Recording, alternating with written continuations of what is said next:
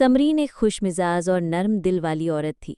उसने अपने बेटे साद की शादी बहुत प्यार और तैयारी से अपनी पसंद की लड़की आयशा से करवाई। आयशा एक पढ़ी लिखी, सलीकेदार और समझदार लड़की थी, मगर नई नई शादी के बाद हर रिश्ता एक परीक्षा से गुजरता है। समरीन और आयशा का रिश्ता भी धीरे धीरे इसी परीक्षा में पड़ गया। शुरू शुरू में सब कुछ ठीक था, मगर छोटी छोटी बातों पर तकरार बढ़ने लगी। कभी आयशा को लगता कि सास हर वक्त टोकती है, तो कभी समरीन को शिकायत होती कि बहू उसकी बात नहीं मानती, रिवाजों का ख्याल नहीं रखती। साद बीच में पिस रहा था, मगर कुछ कहने की हिम्मत नहीं होती थी। एक दिन समरीन की पुरानी दोस्त खदीजा बेगम मिलने आईं। समरीन ने दिल की भड़ास निकालते हुए कहा, आयशा मेरी बात ही नहीं सुनती, हर काम अपनी मर्जी से करती है, न इज्जत है न लिहाज।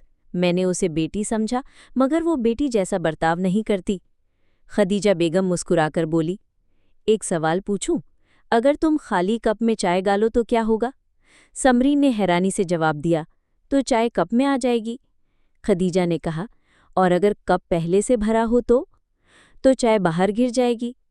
खदीजा ने नरमी से कहा, ठीक वैसे ही अगर दिल खाली हो तो उसमें मोहब्बत, सच्चाई और बर्दाश्त आ जाते हैं, लेकिन अगर दिल पहले से ही शिकवों, अहम और उम्मीदों से भरा हो तो दूसरों की मोहब्बत उसमें समा नहीं सकती।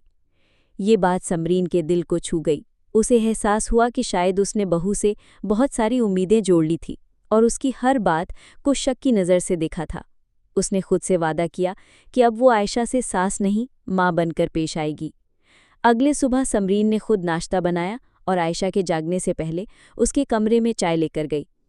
आयशा हैरान हुई, अम्मी, आपने क्यों तकलीफ की? समरीन मुस्कुराकर बोली, बेटी हो तुम, तकलीफ कैसी? आज दिल किया तुम्हें चाय पिलाऊं? आयशा की आंखों में आंसू आ गए। वो बोली, अम्मी, मैं हमेशा कोशिश करती हूँ आपको खुश रखने की, शायद कहीं कमी रह गई होगी। समरीन ने उसका हाथ पकड़कर कहा, बेटी, दोनों तरफ से ही कहीं ना कहीं कमी रही होगी, लेकिन अब हम दोनों मिलकर इस रिश्ते को मजबूत बनाएंगे।